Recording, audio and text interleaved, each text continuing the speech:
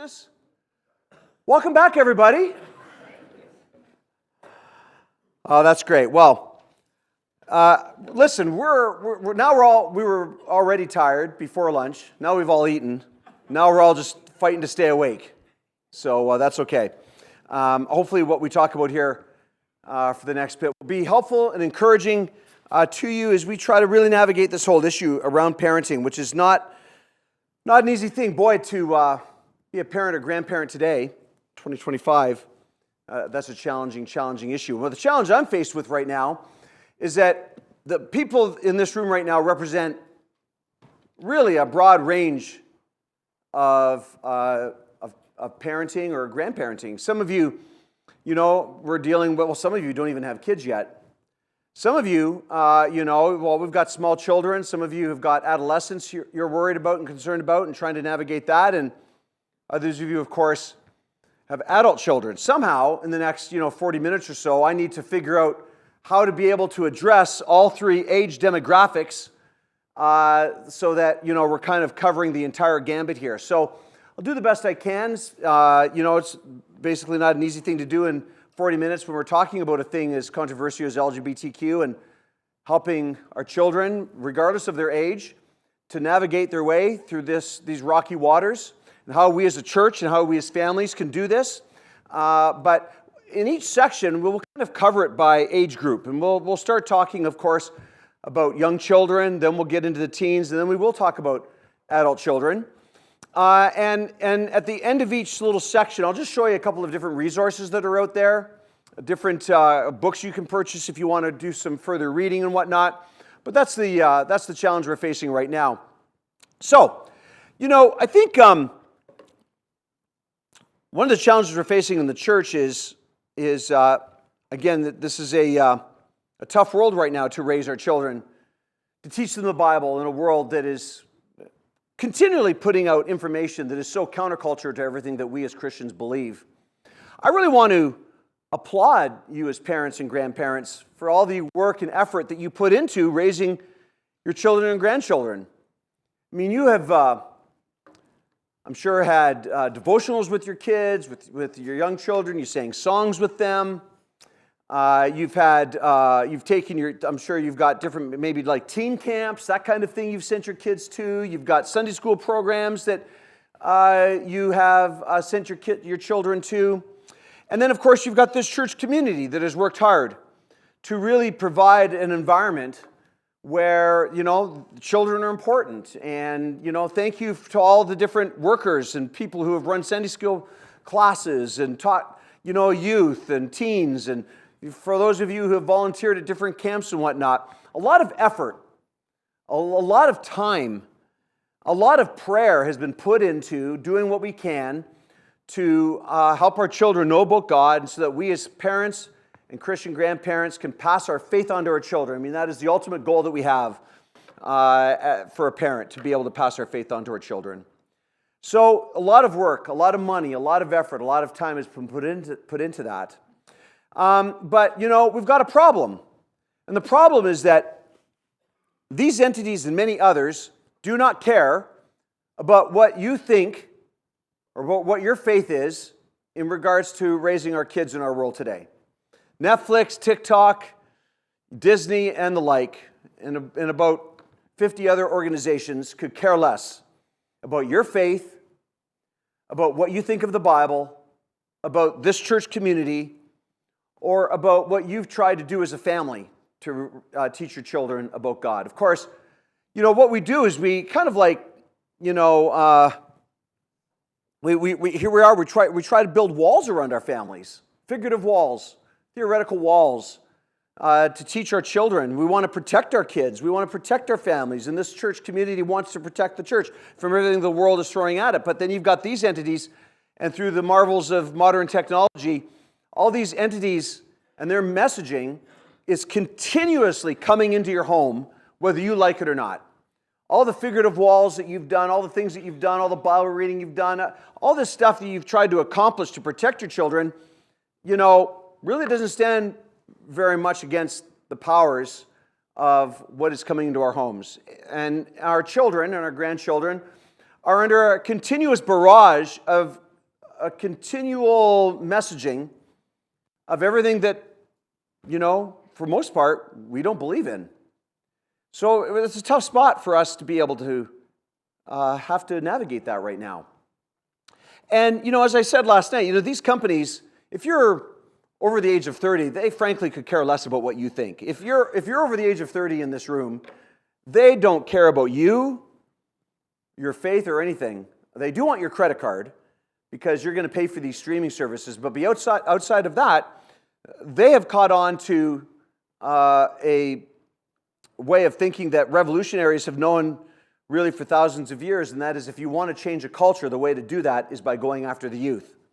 And so anybody under the age of 30, that is who these entities, these corporations are trying to impact. Over the age of 30, you're too old for them now. So really, it is important how we navigate this issue. And look at the kind of impact that it's having on our kids. I mean, holy smokes, it's not easy growing up in today's world when you are striving to hold to your Christian faith, when you're a young man or young woman in our world today, and you get this messaging coming from all over the place between school and social media and what your friends are saying, and there's the faith, and then there's your parents, and wow, I don't know if I'd want to be 15, 16, 17, 18, 20, 21, 22 in today's world. It's a different world that I grew up in. And you can see the kind of impact that this continuous messaging is having in our world today as the numbers are continually rising of the number of Americans who identify as LGBTQ. You can see that the numbers are progressively increasing. Now, globally, the number of people in the world who are LGBTQ, is really probably at about 5 or 6%. In America, the number is right now well over 20% of people who would identify as LGBTQ. It's not because more people here, are inclined towards homosexuality. It has more to do with the fact that this culture has become so gay-friendly and so gay-affirming and so gay-welcoming that there's a lot of people from different parts of the world who have flocked here as this is a safe haven. And you can even see that in different cities, of cities or of states that have become very gay-affirming, and that's the place to go. But I think if you wanted to look at the numbers globally, we're probably looking at 5 or 6%. But here in the United States, the number is rising rapidly for the reason that I just mentioned, but also for all the messaging that is continually being sent out in our world today. So let's start here. How do we help little kids? How do we help children who are, say, under the age of 12, but even younger than that, children who are 4, 5, 6 years old? How do we navigate this? Well, I want to talk about a few different things. And here's something that happens a lot for grandparents and parents. You're sitting there with your child. Little Johnny is 5 years old, and you're watching a Disney show, and all of a sudden there are 2 gay characters in this Disney show. And right when you thought things were safe, all of a sudden it isn't. And what do you do now that you see 2 gay characters on this Disney show? Or let's say you are driving down the street and little Johnny's in the back seat and you pass a billboard. Now, I've seen this billboard. It's a real billboard. There's a billboard with 2 guys in their underwear lying on top of each other because it's a Calvin Klein ad and they want you to buy their underwear.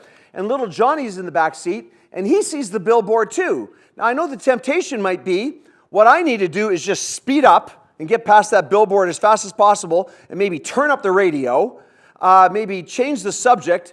But the last thing we want to do a lot of times is address the fact that little Johnny in the back seat just saw the billboard. Or let's say, you've got a child or grandchild, they're in grade 2 or grade 3, and they come home and announce that their best friend Tommy has got 2 daddies. Or their best friend Tommy has got 2 mummies. And now your kid is coming home and making this proclamation, and you are looking at your spouse going, wow, how do we address this? This kind of stuff is going to be happening all the time. And I've got a little 4-step plan of how to address this. Now, I wish things were they were at a time in recent history when you didn't have to talk to kids who are 5, 6, 7, 8 years old about such things. But the days of innocence are gone. The idea that you are going to hold off on talking to your children or grandchildren about sex and identity, and you're going to wait until they're 12 or 13 before you have the birds and the bees talk, those days are gone. I mean, if that's what you're waiting for, you have waited way too long, because everybody else is talking about it. And if parents don't get engaged and grandparents don't get engaged and aren't willing to have these kinds of conversations with your 5-year-old, your 6-year-old, your 7-year-old, you can go ahead and be silent if you want because it's uncomfortable. But trust me, everybody else is talking to them about it. Every time they turn on the TV, somebody is talking to them about it. Or when they're in school, somebody is talking to them about it. And so this is why it's time for parents and grandparents, especially for grandparents, I recognize, this becomes more and more challenging because it's uncomfortable. They're too young for this. You're right. It's a sad commentary that, for instance, in Canada right now, children in grade 2 are being taught LGBTQ as an alternative lifestyle. And, wow, grade 2? Parents have got to talk to their kids in grade 2 about this? Yes, they do. And if parents hold off, well, then the teacher is going to be the one who's going to pass along this information with no countering from the Christian parents. So it's a tough spot that we're in. So what do you do then when you come across these situations where your child sees a confusing picture or is faced with a complex situation surrounding sex?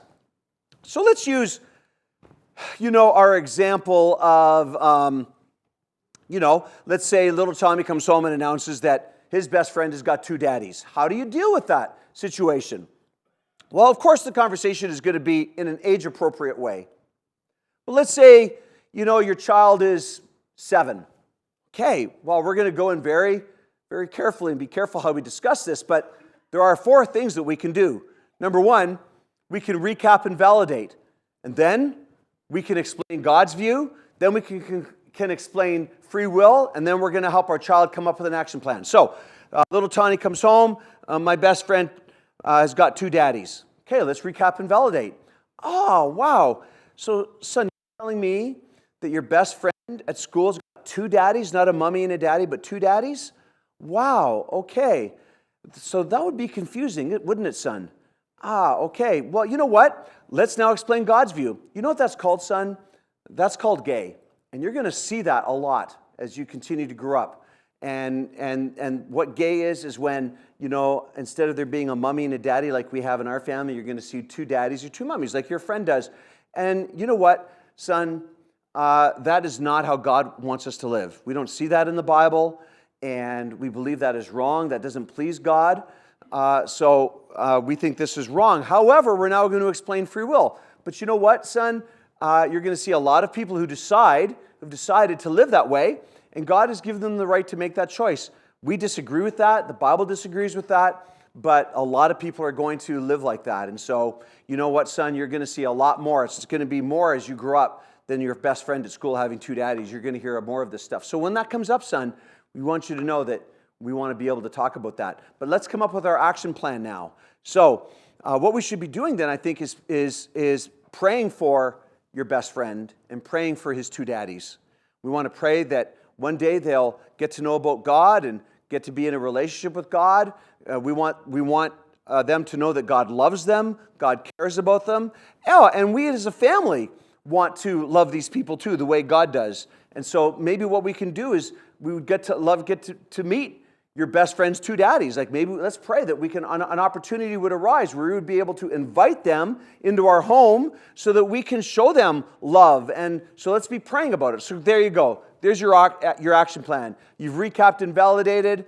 You've explained the fact that we know this is confusing, but this is what you're facing right now. Here's what this is. But we're going to talk about God's plan in this. Then we're going to talk about free will, and we're going to come up with an action plan. You can do that pretty quickly. Same thing if you're watching a Disney show. Oh, you saw those 2 characters kissing on TV, those 2 male characters or whatever, and you can say, you know what that is? That's gay, and you're going to see a lot of that, but that's not what God wants. But people are free to live that way, and we're going to come up with an action plan whenever we see images like that or things in our story, and we'd love to stop and talk about it. And I know the temptation is what we want to do is just hit the fast forward button and pretend we didn't see it, or the parent runs out of the room really quick to get popcorn and just try to get out of the situation, but that's not good enough. Your kid has already seen it. You got to be able to address it. So that's something quick and easy, but those 4 steps should be taken with our children and grandchildren.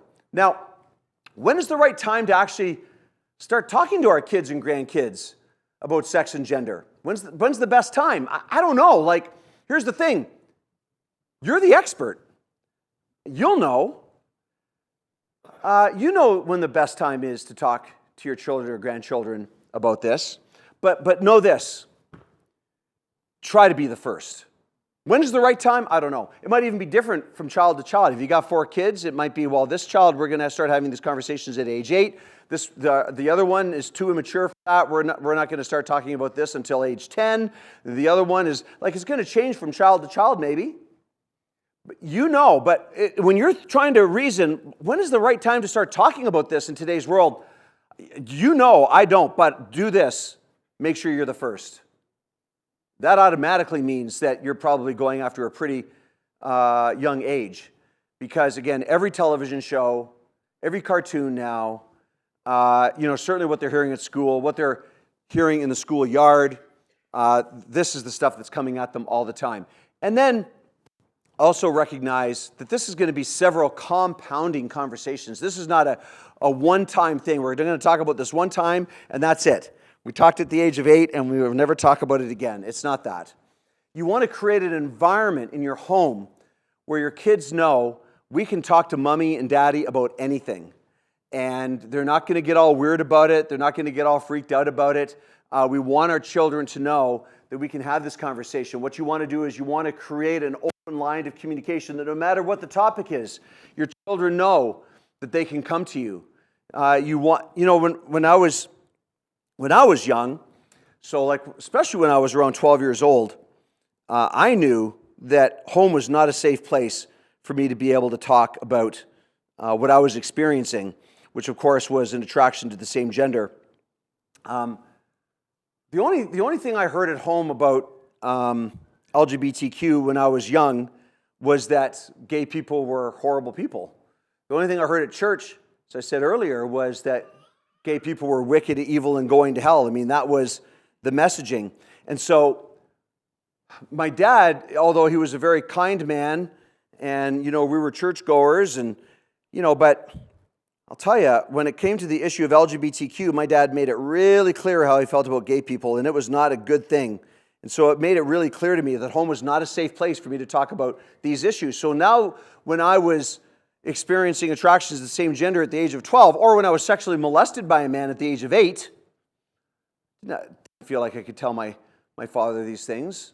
What's our messaging to parents? Your kids are always listening. And how you talk when you're here in front of other Christians should be consistent with how you talk in your home. But all too often it can be the exact opposite, where we talk about people who are different than us one way here, but when we're in the privacy of our homes, sometimes it can be very different than that. And that is not helpful because your children are always listening. And you want to create an environment where your kids know that they're always safe to come and talk to you about something. So, and also that you will be open and you're going to be honest no matter how uncomfortable the conversation is. And even as a parent or grandparent, even if you don't have all the answers, it's going to be like, it's okay, son, or that's okay, daughter. We're going to figure this out together. But I'll tell you what, whatever you're going through with one of your friends, with whatever the question is, with whatever the concern is, you will be given unconditional love and support no matter what the subject is. If you can follow those guidelines for small children, say age, 5 or 6, right up to around age 11 or 12, those are good guidelines. When's the best time? Only you know. But be the first, and it's going to be several conversations. And when you see stuff on TV or on a billboard or out in society in general, and your young children see these things, follow that 4-step plan to recap and validate, explain God's view, explain free will, and then come up with an action plan for your child or grandchild. Those are good steps to take. But the important thing is keep the conversation going. These are 3 books that can prove really helpful. They come highly recommended by my ministry. Also, A Focus on the Family is a big supporter of these books. The first one there, The Story of Me, is a great series, which is great for especially having the right language to use for really small children on the issue of gender. Talking to Your Kids About Sex is a great book, and Raising Gender-Confident Kids. Of course, there's many, many out there. You already may be familiar with others, but those are 3 great books to have in your library for really small children. What about teens? How do we help our teenagers navigate this world, which now they're really being impacted by everything that is out there on these issues? Here's just a couple of thoughts. What we want to be able to do is we want to equip our children to know that they can stand by their LGBTQ plus friends without compromising their beliefs. A lot of times we can pass off this message that says it's us versus them, it's the Christians versus the gays, and if you're a Christian and you're in high school and you've got gay friends, well, there's no possible way that the two can interact. It's you as a Christian and them as a gay person. But you know what? They care about their LGBTQ friends. They love their LGBTQ friends. And so there is a way for our kids, our Christian kids, to stand with and stand by their LGBTQ friends at school without compromising their beliefs. So, what are some things that we can pass on to our children to be able to do this? Well, number 1, we need to ground our children in core values. Remind them that every classmate is made in the image of God and deserves respect and kindness. We want our children to be kind and respectful to everybody at school, regardless of the names and pronouns, how they want to present themselves, any of that. Everybody needs to be treated with dignity, kindness, and respect. And then we want our kids to know that hospitality is a witness.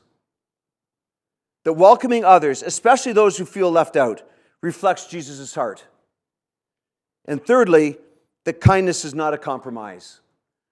That you can, as a teenager in high school, you can acknowledge, you can listen, you can care what your LGBTQ friend is going through without needing to affirm or agree everything that your friend believes in.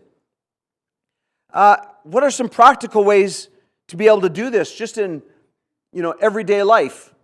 Well, we want to teach our children to sit with kids who are alone. And if you're in high school here, in the audience today, here are ways that you can, in a very practical way, support, stand beside, be with your LGBTQ friends at school. Sit with kids who are alone. Encourage your children to notice those who feel excluded and extend friendship. And stand against bullying.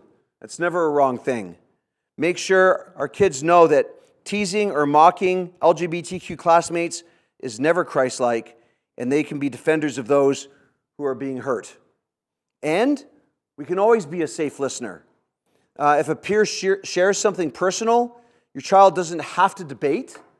Your child doesn't have to pull out the NIV and start having a big heavy-duty talk with that friend, but they can listen, they can show care, and they can be trustworthy. And finally, this is maybe a little bit more controversial. It's just kind of where I've landed on this. But I personally have no problem using names and pronouns that are not consistent with a person's natal sex. Not for Christians. If a Christian came to me and wanted me to use a name or pronoun that wasn't consistent with their natal sex, we've got a problem on our hands. We would need to that would give us the opportunity to sit down and have a serious conversation about the fact that Jesus is our identity and He's the one that we're following. But for people who are not Christians and who are not interested in the Christian faith right now, I personally have no problem using names or pronouns that they want me to use. I view it as being what I would call societal respect. I feel like for me to use names and pronouns that that are not what they're asking me to use, I think would just put up barriers into the relationship when I'm trying to help somebody. I was contacted by a church in Atlanta, Church of Christ in Atlanta, a few months back, And it was with the elders of this church, and they were in somewhat of a panic because a transgendered man was coming to the services on Sunday. And it seemed like for a couple of Sundays, they were kind of cool with it, but it was a man who was, living as a woman. So he was wearing a dress, and he wasn't really passing it off very well. And the elders were really struggling with this because a lot of the kids in Sunday school were starting to ask questions, and the question was, well, what do we do with this individual? How do we help this individual? But things really started getting out of control when she brought friends, and now there were several transgendered people coming to church. And so the elders were in quite a panic, and so they called for some advice and help. And I said, what are you doing so far? And what they had decided was that they were going to put security at the doors of the church, and they were not going to allow any transgendered people into the service unless they would go home and change and dress according to their natal sex. And I said, I know you care about your church. I know you're trying to do the best thing, but if you do that, you have lost your ever-loving mind for you to do that. Because now consistency would demand that you're going to stand at the door and ask every person coming through that door what their area of struggle and brokenness is, and ask them what their sins are. And are you now going to start having a church that only has these kinds of sinners, but you're not going to have a church with these kinds of sinners? What hospital only accepts a certain kind of sick person? No, an emergency ward at a hospital accepts all kinds of sick people. And Jesus in this hospital, this spiritual hospital, is the great physician, and he's here to heal everybody. So if you're going to start setting rules about who gets to come in and worship God or learn about Jesus, you're not a very good church, quite honestly, not a very good spiritual hospital. So I told the elders, no, you can't do that. And then the conversation went to names and pronouns, and I said, brothers, you can do as you want. You've got to go according to conscience. But I would tell you from my perspective, let's say, you're here, and on Sunday, let's say tomorrow, a transgendered individual comes and worships with you, and you can clearly tell that this is a man who's dressing and presenting themselves as a female. Let's say church ends. Well, how should we deal with that? I personally feel we should be like this. I'd be like, hey, how are you? My name is Guy. What's your name?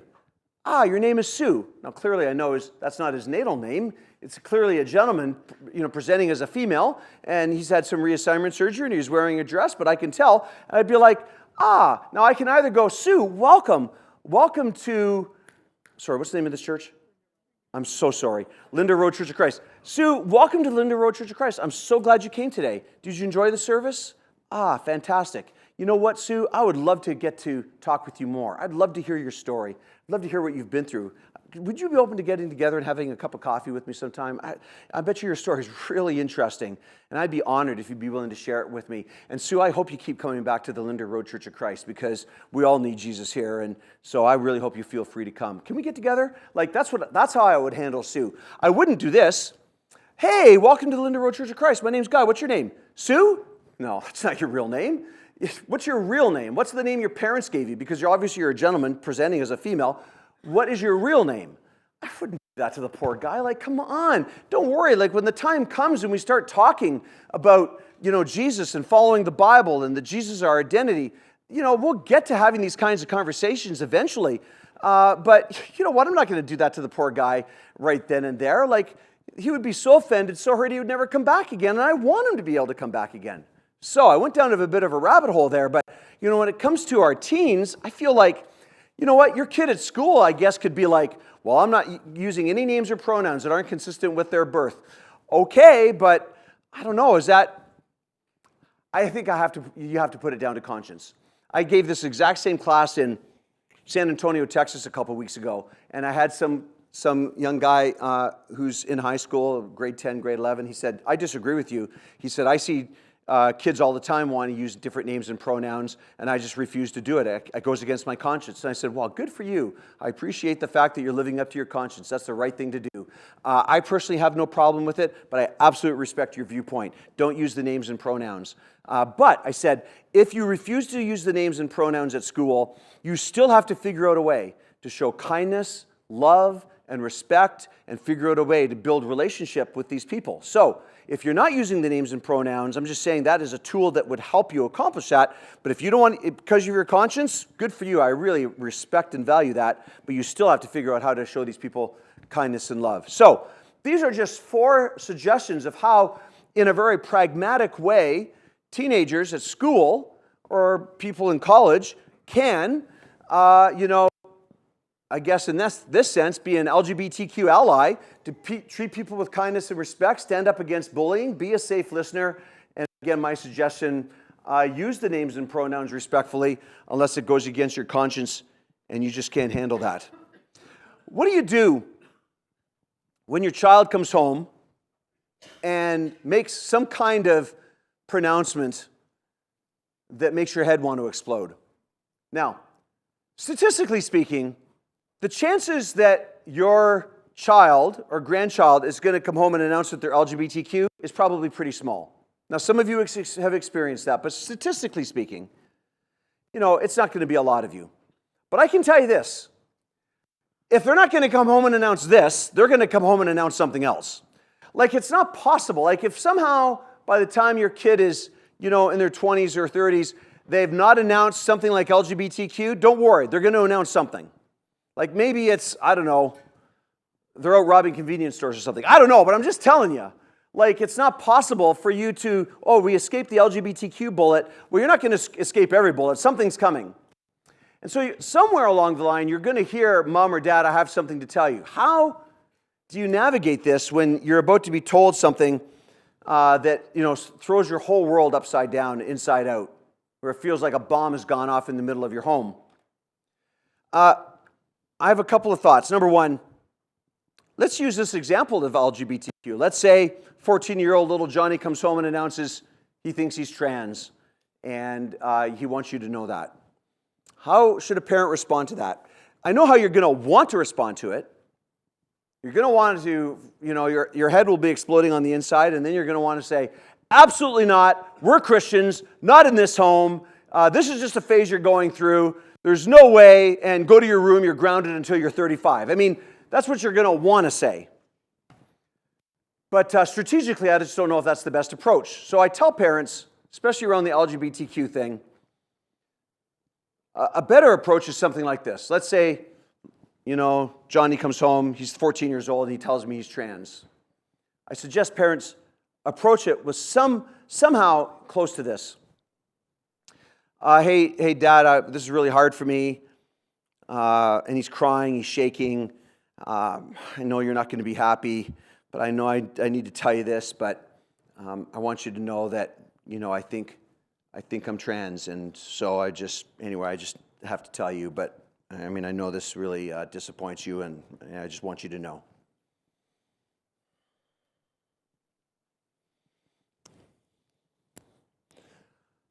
Okay, wow. That must have been really hard to say. Okay. Well, son,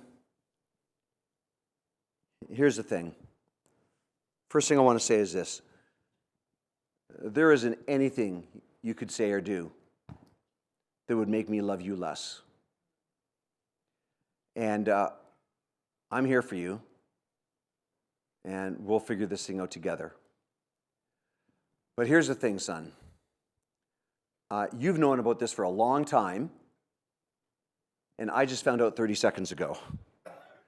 So if you could give your mother and I a break, and just give us a bit of time, a couple of hours, or maybe till tomorrow, for us to unpack this newly revealed information, then that would be really helpful. Can we talk again tomorrow? And then, son, you know what? I want to hear. I want you to tell me, why are you saying this? What has happened? What are you experiencing? What has brought you to this conclusion? I want to hear, your story. I want to hear it all. And you know what, son? I will do the best I can to stay calm and hear you out because I want to hear what you're experiencing. What you want is you want to keep the conversation going. That is the ultimate key. And you want your kid to know that no matter what happens, I'm your dad, I love you. I'm your mom, I love you. Now, when it feels like a bomb has gone off in the middle of your home, and you're wondering, how on earth am I going to put the pieces back together again? I mean, what parent wants to receive this kind of information, whether it's an adolescent, a teenager, or whether it's somebody in their 20s or 30s? What parent wants to receive this information? I mean, for the parents, this is tough stuff.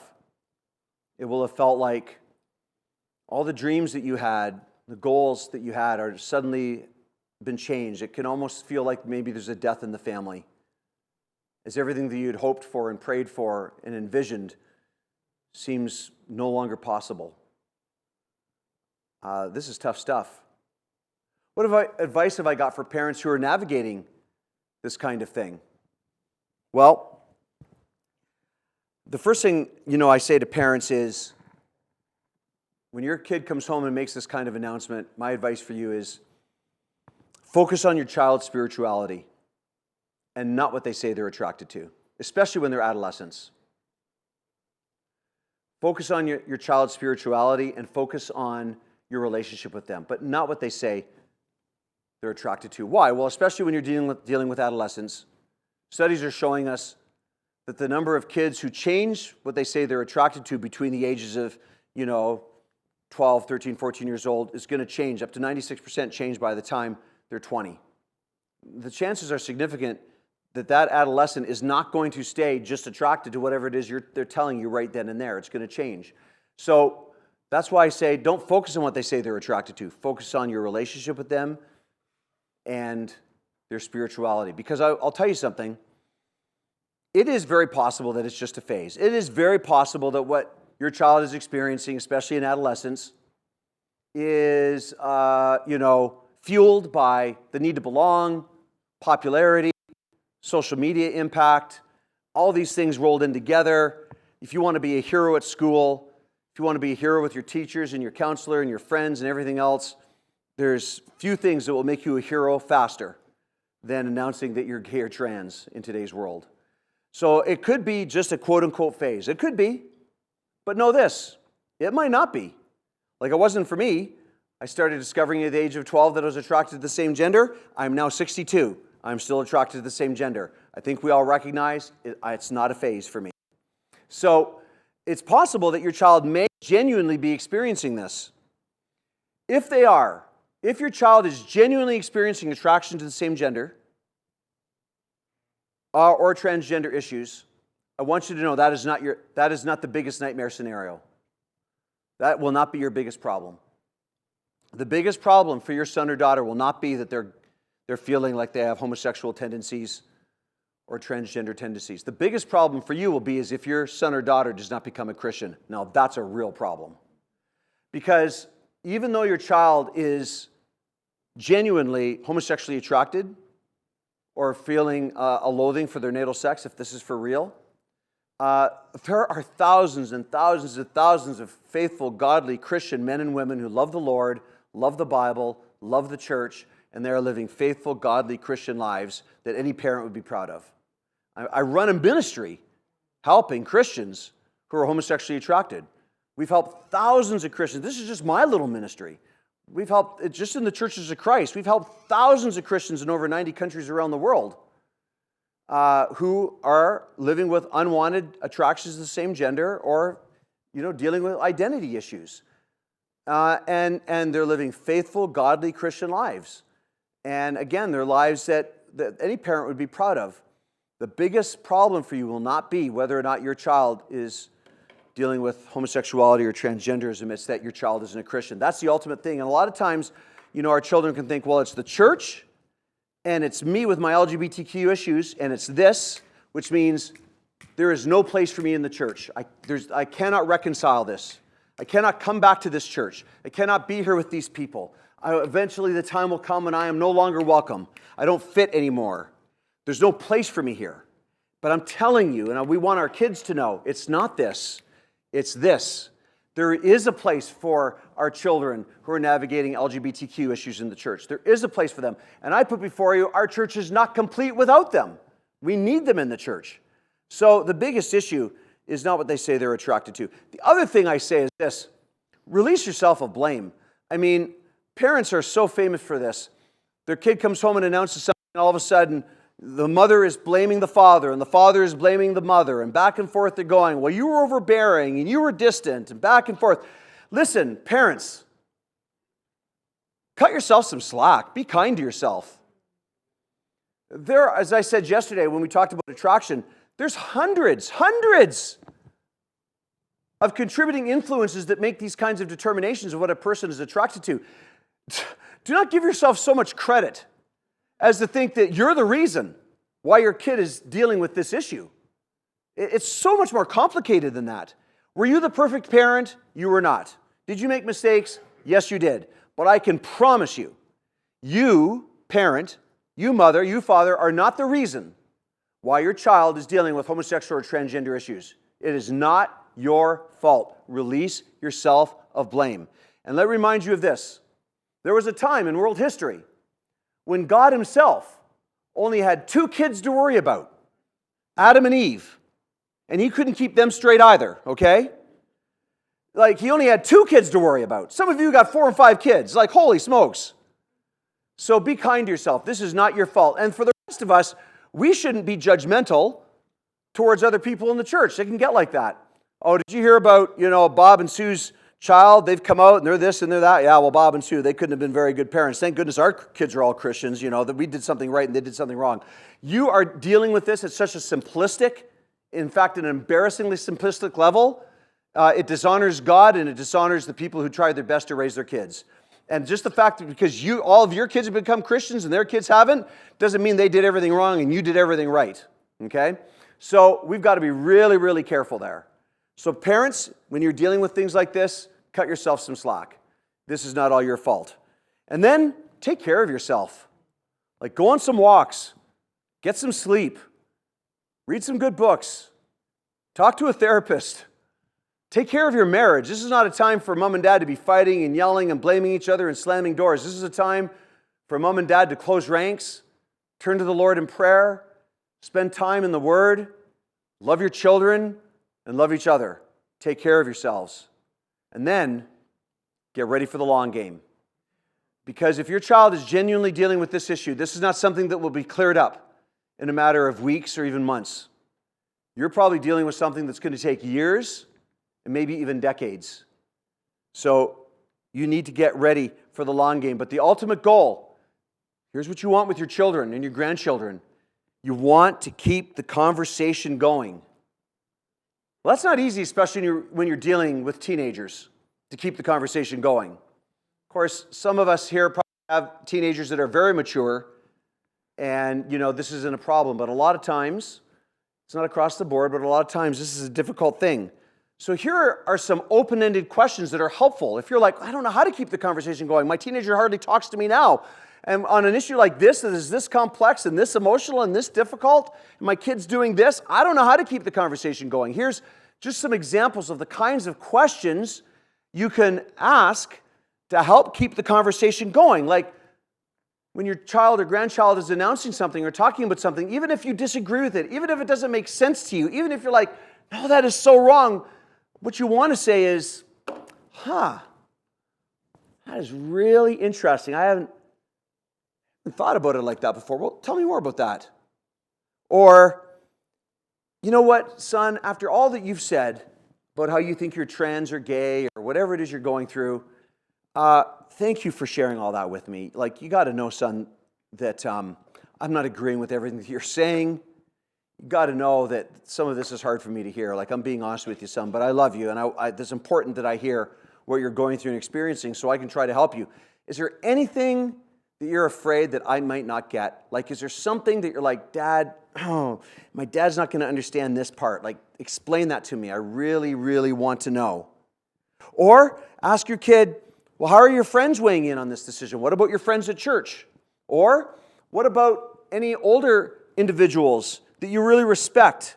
Maybe it's somebody at church. Maybe it's a teen leader. Maybe it's a minister. Or maybe it's one of the elders in the church. Or maybe there's somebody in the church that you really look up to and you really value that, appreciate. Maybe it's an uncle, a Christian uncle. Like, who do you look up to that you really respect? What do you think they would say if they heard that you were going to embrace homosexuality or transgenderism or something of the like? And son, So have you prayed about this? And when you have, what comes to your mind? And what comes to your heart? Well, Dad, I haven't prayed about it. Ah, son, okay, you think you're gay or trans. You know what? We need to pray about this. And you need to pray about it. You know I'm going to be. Son, I want you to promise me you're going to spend some time in prayer over this. And when you do, tell me what is coming to your mind and what is coming to your heart. And do you see any parts of Scripture that speak to what you're facing? I mean, we're a Christian family. Have you given any thought to that? What do you see in the Bible? These are all the kinds of questions you can ask that hopefully keep the conversation going. And then there are just some other things here that would be really helpful to keep the conversation, like recognize tone matters as much as words. Ask with genuine curiosity. Tough for parents, especially for dads. Don't go after the sarcasm. Be genuine in wanting to know what they're going through. And affirm before you challenge. Like, find something about your child that you can affirm and say, son, I'm so proud of you for this. I'm so proud of you for that. And I know you care about your friends, and I know you're an LGBTQ ally at school, and I know you really love people, and I know you, or maybe it's I know how you really love us, and I so value and appreciate the fact that you came to talk to us about this. I know this couldn't have been easy. Thank you for doing that. Or find something to affirm before you start raising your concerns. And pause before you respond. I think this is a big thing for parents. There's nothing wrong with pausing and, just letting them finish, hearing them out, even if you disagree, and even saying something like, wow, okay, son, again, very helpful, thank you. I just give your dad a break. I just need a couple hours to think on what you said. It's really important. And I want to respond with intentionality here. So let's take a break. Let's come back and talk again in a few hours. One thing that I found with one of my sons, there was a time when he was involved in some things that I was very alarmed with, and wanted to have some conversations with him. But I noticed whenever we would talk face to face, he would feel like it's too confrontational, and we couldn't talk. But I noticed when I tried the strategy of, hey, let's go for a drive, and let's go to Dairy Queen and get some ice cream, or let's go grab a burger. But even the radio's on. That cuts back on some of the tension in the vehicle on the things that we're about to talk about. And, before we start talking about the difficult things, we talk about the Blue Jays and how they just beat, the New York Yankees, and they're probably going to win the World Series this year. And we'll talk about that, laugh and joke, and then I'll be like, okay, so son, this thing you want to talk about. I'm driving, I'm trying to act cool, we're listening to the music, but I'm not confronting him, it's not face to face, and he's looking this way, I'm looking this way, and now all of a sudden things are a lot more casual, and he can start talking to me. But I found that with that child, that was probably one of the best ways for us to be able to communicate. And then use I statements.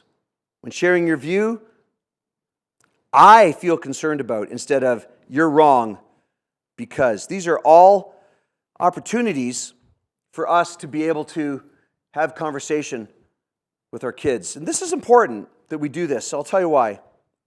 These are statistics in Canada. When we send our kids to school in Canada, the average kid spends 35 hours a week in school. I would assume that here in the United States, the numbers aren't that far off. So they're in the public school system. They go to school 35 hours in a week. And then, studies are showing us that they spend another 35 hours on social media. And then they watch another 21 hours a week watching YouTube and ridiculousness. So that's a lot of hours. And that's a lot of hours where the world is continuously sending in this information to our children with things that we disagree with. So the challenge for us is that somehow we've got to counter that. And here's the problem. A lot of parents think that they can counter that much messaging from a world that disagrees with our Christian faith by sending our kids to church for an hour and a half on a Sunday. Maybe having a devotional with them once or twice a week if they remember to do that. Sending them to, a teen camp once a year, as if somehow doing that is going to be able to counter what the world is messaging over all those hours every single week. And I'm saying to parents, that's not enough. This is why parents and grandparents have got to be engaged and be willing to have these conversations. Because I'll tell you what, folks, it's not the church's job to raise your kids. The church has got a role. The church has got a very important role. And thank you to, again, everybody who works in youth ministry. You're doing a fantastic job. God bless you. But it's not the church's job to raise your kids. It's your job to raise your kids. This is why you've got to have these conversations. You know, Elon Musk says that Twitter, or X, is the most important place in the world for conversation. I don't know, I disagree with that. I think the dinner table is probably the most important place in the world for conversation. Now, some of you are thinking, the dinner table? You think I've got time to sit down with, do you think we sit as a family every night and have dinner where mom cooks the meal and we sit around and, like, do you know what my life is like? First of all, I work late hours. This kid's in swimming. This kid's in football. This kid's in band. I spend half my time just driving my family around from point A to point B. We don't have time to sit around the dinner table and talk. What are you talking about? Then great. Then maybe the most important place for conversation for you is when your kids are in the back seat and you're driving. Then have them put down cell phones. Turn down the radio. Have conversation. Take a hold of the opportunities that you have when they come. But whatever you do, don't do what these people are doing. You know, I was in Cedar Rapids, Iowa last year, speaking at a church there. Now, when I was done the workshop, the minister was too cheap to take me out for dinner. So I had to go out by myself. And I went to a local Texas Roadhouse in Cedar Rapids, Iowa. And as I was sitting at the table, this family was sitting across from me. That's a real picture. I took that picture. Now, if any of you know these people, I apologize in advance. I'm sure they're wonderful human beings. But the reason why I took this picture, and I wasn't obvious about it, obviously. I wasn't like, hey, I was like, I tried to do it in a cool way so they wouldn't notice. But the reason why I took their picture was because I recognized these people are not talking. It wasn't just for 5 minutes. This was the entire meal. Except for pass the pepper or I want more ketchup, this family did not talk. The entire family, the entire time, everybody did what they're doing there. The entire time, everybody spent that time on their phones. And I was thinking to myself, what are you doing, parents? They're right there. They're right in front of you. Don't you want to know what's going on? Don't you want to know what they're experiencing? Don't you have questions? Aren't you dying for your kids to talk to you? What are you doing? Put the phones down. Oh no. An hour. Everybody. I thought, oh my gosh, I just wanted to get up and slap those parents. This is ridiculous. No, don't do this. Don't do this. Converse. Talk. Find out what's happening. Keep the conversation going. Here are some books to help if you're a parent of teens. The first book there, Love Covers Over, was actually written by someone on my staff. Her name is Ellen Radcliffe. She's a professional marriage and family counselor, and she specializes in all things gender. And she wrote an amazing book, Love Covers Over. You can just get that on Amazon. And then 10 questions every teen should ask and answer about Christianity by Rebecca McLaughlin, tremendous book. And then When Children Come Out, A Guide for Christian Parents. Fantastic, by Mark Yarhouse. Fantastic resources that I would highly recommend you use. Now, what do you do with adult children? You know, there are some in here today where it's not your 13-year-old or 14-year-old coming home and making the pronouncement that they're gay or trans. This happened many, many years ago. And your child now is a grown adult living their life, and nobody will ever know the amount of hours you have spent on your knees in tears and in prayer, praying for your adult child. Nobody will never really be able to understand the pain that you've been through as you are so concerned for your adult child. Well, I'm going to show a video here in a second, so if you can be ready just to make sure that the sound is working. Thank you. I want to introduce you to, and we're just going to watch a video. It's about 4.5 minutes. Normally I don't like showing clips that long, but for this setting I don't mind. We're getting near the end of the class, so don't worry. But in this video, I want to introduce you to a woman that is on my team. Now, as I said, I have a whole team of people that help me. Last year, we all met in Orlando for a meeting. They come from all over the world, from England, across the United States and Canada, and that's my team. And they run my support groups and help Christians all over the world, and they're a tremendous group of people. Well, One of those individuals is the lady who oversees my parent support group. Her name is Kathy, and I'm going to show a little video to you of Kathy. And what's really unique about Kathy, faithful Christian woman, has been for many, many years, loves the Lord deeply, but she was raised by a gay mother. And so she grew up in this setting, and her mother was gay. Then Kathy had two of her own children, and her daughter is lesbian. Was in the church for a while and left. And even more shockingly, Kathy's daughter, who I've met several times, and just a wonderful human being, but is now in the sex trade and is a stripper at a bar in downtown Toronto.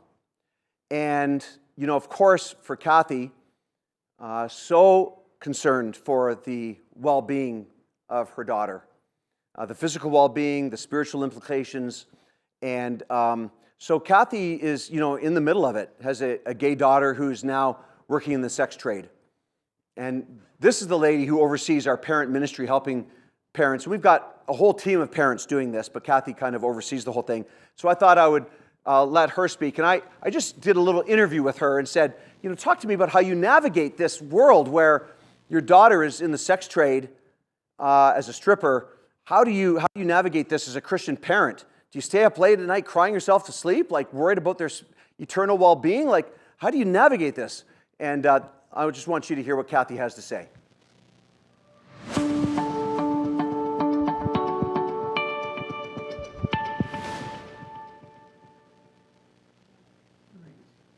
panic in those silences. Yes. Well, I used to have this mantra that was kind of like, every time I spoke to my daughter, what would go through my mind is, am I going to build a bridge or a barrier? And that was the big thing, and that was always, always in my mind.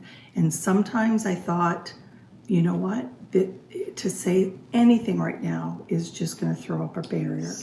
So I thought that way, I was so determined to just, and sometimes it really did feel like I was walking away from my faith or an opportunity to share my faith. But I really believed that God lived on that bridge, and that if at any point she decided to come back over the bridge, God would be on that bridge too. And I don't know, I just was really determined to keep the bridge, and the love was there. Mm-hmm. And you know what? And the other thing too is I always went back to that thought of, what is God like to me? And God, I have been a Christian now for 35 years, and I have sinned and gone up and down in my own walk with God, and He has never shook His finger at me. He has never whacked me over the head with the Bible or the scriptures.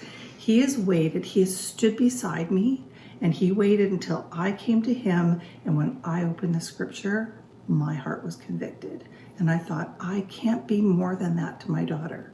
I can't wield the scriptures like a weapon. I have to just wait. But I can be as close to her as God is to me. He's always just a breath away.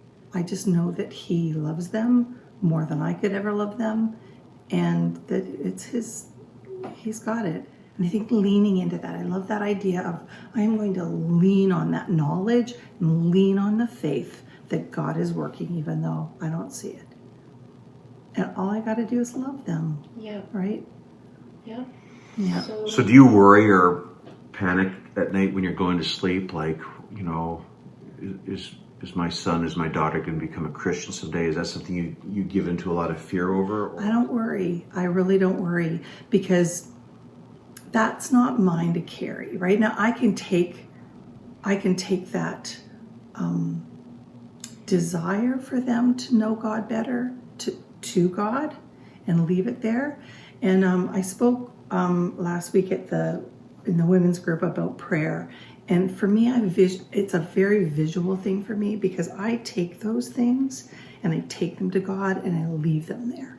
I put them, sometimes I'll wrap them up. You actually visualize this. I totally visualize that, and I leave them there, and I walk away from that. So what do you picture? Tell me what that looks like.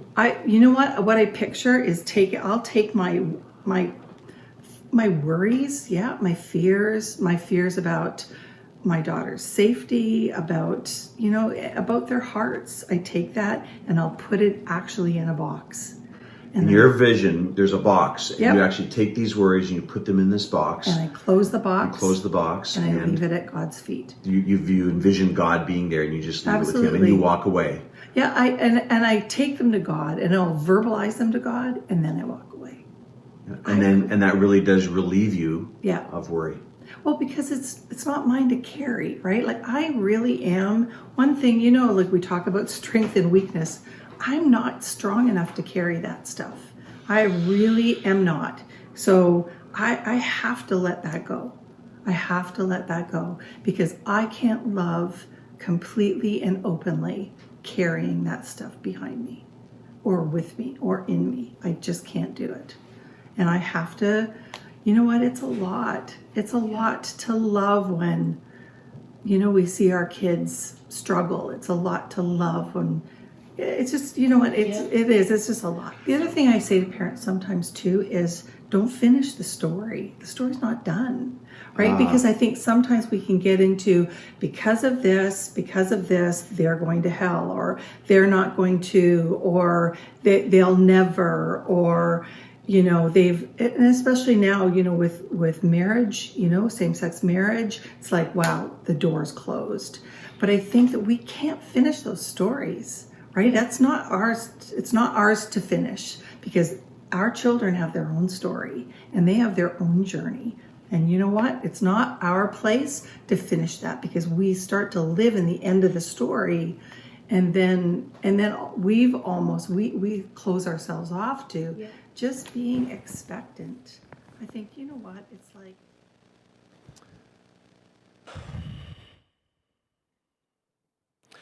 The other thing I like to say to Christian parents is this. A lot of times, Christian parents feel like they've got to keep hammering home the message, how you're living is wrong, what you're doing is wrong, this is not what God wants.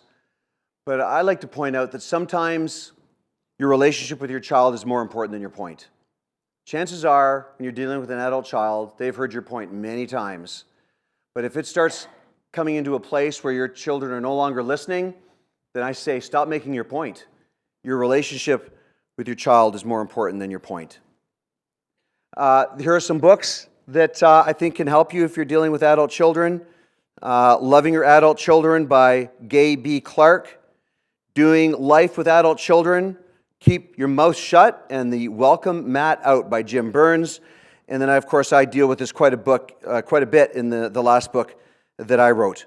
I also want you to know you're not alone. Like, this is what my ministry does. We help parents and grandparents all over the world who are navigating this. And so if you're like, well, I just need somebody to speak to or somebody who can give me some perspective who's been there, great. Then, come to my ministry. That's what we're here for. That's what my ministry does. In closing, I'll introduce you to my son. This is Wyatt. And, when Wyatt was 17, he came to me and he said, Dad, I don't want to go to church anymore. I find it boring. I just don't want to go. Do I have to keep going? And I was like, son, yes, I want you to keep going, but you're almost 18 years old. I can't force you to go to church. Like, if you don't want to go, I can't make you. But yes, of course I want you to. He said, great, I'm done. So he stopped going to church. And through, his late teens, early 20s, just started making a lot of decisions that Kathy and I were very alarmed over. He wasn't out robbing convenience stores or anything, but there was a lot of pot smoking going on, a lot of girls. And, we were alarmed and concerned. When we found out Kathy was dying, of course, her dream was to see Wyatt give himself to the Lord before she died. So we asked Wyatt if he was willing to study the Bible. We tried a couple of times, but it felt like fitting a square peg into a round hole. I mean, he was only doing it because he knew his mother wanted it, and she was going to be dead soon. And, it was like, and Kathy was like, this is not the way I want this to go. I just trust that God will never stop pursuing my son. and I am not going to live to see my son become a Christian, but I'm good with that. I trust that God will hear my prayers long after I'm gone. So, sure enough, Kathy died, and Wyatt moved to Spain to teach at an elementary school. And while he was in Spain, his life continued to take some drastic turns that I found alarming. Well, in January of 2020, he came home from Spain for Christmas vacation. And we went out for a walk one day by our house. Of course, where I live in Canada, everything freezes over, so this was at a lake that's not too far from my home.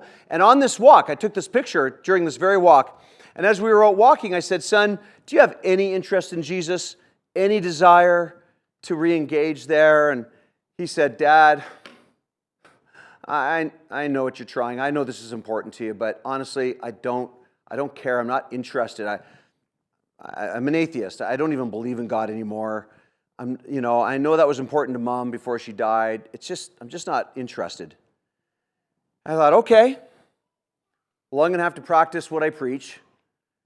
I'm in this for the long game, and I'm going to love like crazy and pray like crazy. And I kind of left it. Well, go forward 2 years. It's now January of 2022, and Wyatt has since left Spain and he now lives in my little town. And as he tells the story, in January of 2022, 2 years after this picture was taken, he was out for a walk one night, and it was during a blizzard. And as he was walking, he was thinking through his life, and he thought, "I have made so many mistakes. I have so messed things up." He thought to himself, "Man, if I could start over again, I would take that." And then as he was walking, he says he stopped, and this is him telling the story, and he thought to himself, "If there was only a way for a person to be born again, I would take it." And then he thought, "Oh, I've heard that phrase my whole life." He thought, "Okay, I got to figure this God thing out." So he contacted one of my best friends, who's a Church of Christ minister in Canada. He said, "Listen, I'm in trouble. I want to learn about God. Will you help me? Will you study the Bible with me? Just please don't tell my dad. He'll get weird. I don't want my dad to know. But will you help me?" So from January, February, March, and April of 2022, Wyatt secretly was studying the Bible with a minister friend of mine. It was all on Zoom. I had no idea. Well, in April of 2022, Wyatt comes to me and says, "Hey, Dad, I got to talk to you about something. It's important." I said, "Okay." He said, "Well, it's got to be in person. It can't be over the phone." And I thought, "Oh, that's not good." I thought, did he get somebody pregnant? What's going on? Why can't he tell me over the phone? And so I got with him, and we were sitting in my old F-150, and he said, "Dad," he started telling me the story. Walking in the snow, if there's only a way for a person to be born again. Well, I reached out to and I've been secretly studying the Bible for 4 months now. And I want you to know that I've decided to make Jesus Lord, and I'm repenting, and I'm getting baptized on Sunday. And of course, on the inside, my head was exploding. I couldn't believe what I was hearing. On the outside, I was looking really cool, like, "Oh, wow, that's good, son." And, and then he said, "Well, Dad, part of something I need to do, even in my repentance, is I've held a lot of grudges, and, some people have really hurt me, and I feel like it's important for me to talk about that with the people who hurt me so that there can be forgiveness." And I said, "Oh, that's a good idea." And he goes, "Yeah, well, you're one of the people. So anyway, let me tell you about some things." And so he, brought some stuff up to me that he was like, "Dad, when you did this or did that, it really hurt." And I was like, "Oh, son, I'm so sorry. Thank you for forgiving me." And we talked it all through. And then, of course, a few days later, he got baptized in the very same lake. As you can tell, that day was particularly cold. The ice had just melted, and I'm fully dressed there. I had no intention of getting into that water with my son to baptize him. I sent a couple other people into the water to baptize him, and I was standing there waiting. But Wyatt today is a faithful, godly Christian young man. He loves the Lord. He loves the Bible. He loves the church. He's heavily involved in the youth program. He loves talking about Jesus. I can't even believe it's the same human being. He's changed so dramatically. Why do I tell you that story? I do not have a crystal ball for your life. Pretty much everybody in this room has a child or grandchild that you're praying for, regardless of their age, and you're desperately praying for them to be in a relationship with God. I don't know what's going to happen in your life. Will you have the same kind of story that I did with Wyatt? Or will you be like my wife, who died before she got to see her son become a Christian? I don't know. But I do say this. You know, at the beginning we started talking about the most powerful entities in our world that are invading our homes. Netflix, Disney, TikTok, and the like. Social media, major global organizations that are putting forth a message that we all disagree with. I just want you to know this. As powerful as they think they are, with all of their money, there's nothing more powerful than the prayers of a praying mother. There is nothing more powerful than the prayers of a praying father or praying grandparents. I don't care how powerful Disney is. They're not as powerful as the prayers of praying parents and praying grandparents. So my advice for you is this. Lean in on the love. Love like crazy, and then pray like crazy for the Holy Spirit to work and maneuver His way through your child's life to bring them to a place where they want to be in a relationship with the Lord. I think that is our key forward.